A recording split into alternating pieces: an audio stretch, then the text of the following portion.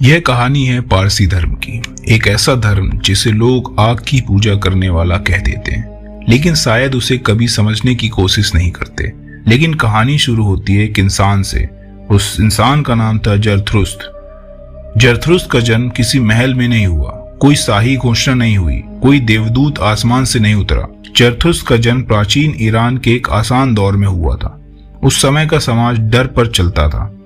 लोग कई देवताओं को मानते थे। हर प्राकृतिक शक्ति का एक देवता था और इन देवताओं को खुश करने के लिए जानवरों की बलि दी जाती थी।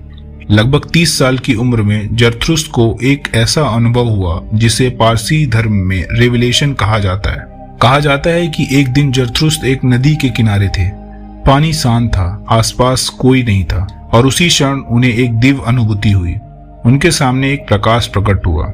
जरथुस्त्र ने दावा किया कि इस ब्रह्मांड का निर्माता सिर्फ एक है, न कोई देवता, न डराने वाली शक्तियां, न खून की मांग। यहीं से पैदा होता है पारसी धर्म का मूल सिद्धांत, good thoughts, good words, good deeds. लेकिन रुकिए, यह सिर्फ नैतिक स्लोगन नहीं है। पारसी धर्म में यह एक कॉस्मिक जिम्मेदारी है। यहीं से पारसी धर्म का अगला प्रतीक सामने आता है, आग। लेकिन इससे पहले कि तुम सोचो कि ये आग पूजा है, यहाँ रुकना जरूरी है। पारसी लोग आग को भगवान नहीं मानते। आग उनके लिए सत्य का सबसे शुद्ध प्रतीक है। अब जरा उस जगह के अंदर चलो जहां पारसी धर्म सबसे ज्यादा गलत समझा गया है, फायर टेम्पल, जिसे पारसी भाषा में कहा जाता है अगियारी। बाहर से देखने पर अगियारी बहुत साधारण लगती है, न ऊंचे शिखर, न भारी मूर्तियां, न सोने चांदी की सजावट। लेकिन असली कहानी बाहर नहीं, अंदर छुपी है। जब कोई व्यक्ति फायर टेम्पल के मुख्य द्वार से अंदर प्रवेश करता है तो सबसे पहले उसे एक खुला शांत सा हॉल मिलता है। फायर टेम्पल का सबसे पवित्र हिस्सा कहलाता है इनर सैंक्टम।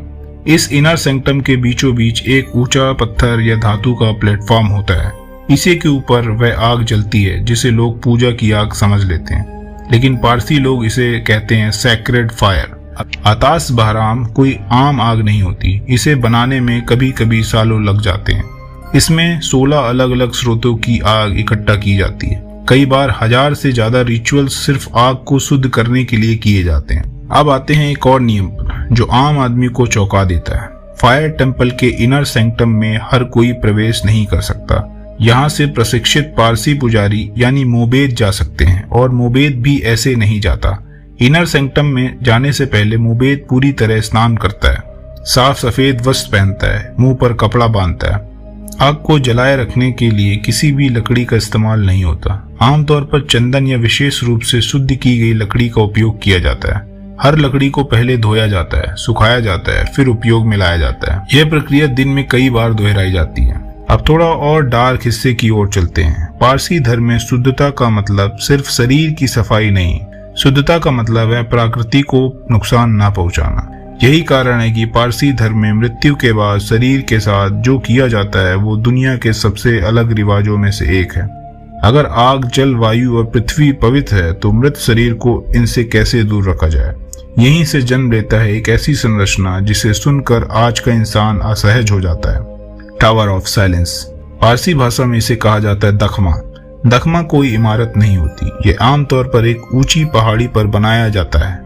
क्यों? क्योंकि हवा खुली हो, सूरज की रोशनी सीधे पड़े और कोई इंसानी बस्ती ना हो। दखमा का आकार हमेशा सर्कुलर होता है, चौकोर नहीं, त्रिकोण नहीं, पूरा गोला। अब दखमा के ऊपर चलो। ऊपर की सतह 3 गोलाकार छल्लों में बटी होती है। सबसे बाहरी छल्ला पुरुषों के शवों के लिए, बीच वाला छल्ला महिलाओं के शवों के लिए और सबसे अंदर का छल्ला बच्चों के लिए। बीच में एक गहरा गड्ढा होता है जिसे कहा जाता है ओसुआरी पिट। शव को दखमा के ऊपर खुले में रखा जाता है। और अब कहानी में एक ऐसा पात्र आता है जिसे सुनकर लोग असहज हो जाते हैं, गिद्ध। वे इस व्यवस्था का सबसे अहम हिस्सा है। कुछ ही घंटों में गिद्ध शव से मांस को अलग कर देते हैं। अब सवाल उठता है, क्या ये क्रूर है या फिर प्रकृति का सबसे तेज और सबसे स्वच्छ रिसाइकलिंग सिस्टम? वैज्ञानिक कहते हैं गिद्ध बैक्टीरिया को तेजी से नष्ट कर देते हैं। इससे बीमारी फैलने की संभावना लगभग खत्म हो जाती है। हड्डियां कुछ समय बाद सूख जाती हैं और बारिश के पानी के साथ बीच के गड्ढे में चली जाती। वहां चूना पत्थर और चारकोल डाला जाता है ताकि पानी शुद्ध हो जाए और जमीन के वो नुकसान न पहुंचे। लेकिन कहानी यहीं खत्म नहीं होती। आधुनिक समय में गिद्धों की संख्या तेजी से घटी है। दवाइयां, प्रदूषण, शहरीकरण और इसका सीधा असर पड़ा दखमा परंपरा पर। आज कई जगह शव जल्दी नष्ट नहीं हो पाते। तो सवाल उठता है, क्या परंपरा वक्त के साथ बदले या वक्त परंपरा को तोड़ दे? यह सवाल आज के पारसी समाज के सामने सबसे बड़ा संकट है।